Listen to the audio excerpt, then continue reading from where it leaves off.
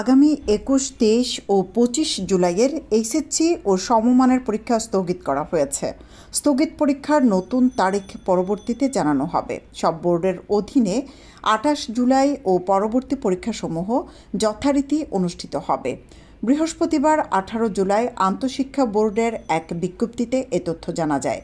বিয়ানী বাজারে টিএনটি রোডে ইবনে আল মতিন টাওয়ারে রেডি ফ্ল্যাট ভাড়া দেওয়া হচ্ছে। শীতাতপ নিয়ন্ত্রিত কক্ষ, attach bathroom, kitchen, dining, lift, CCTV, বিশাল পার্কিং ও ছাদ সহ থাকছে শিশুদের জন্য বিনোদনের ব্যবস্থা। বিজ্ঞপ্তিতে বলা হয়, অনিবার্য কারণবশত আগামী 21/7/2024, 23/7/2024 এবং 25/7/2024 তারিখে অনুষ্ঠিতব্য সকল শিক্ষা বোর্ডের পরীক্ষাসমূহ স্থগিত করা হলো।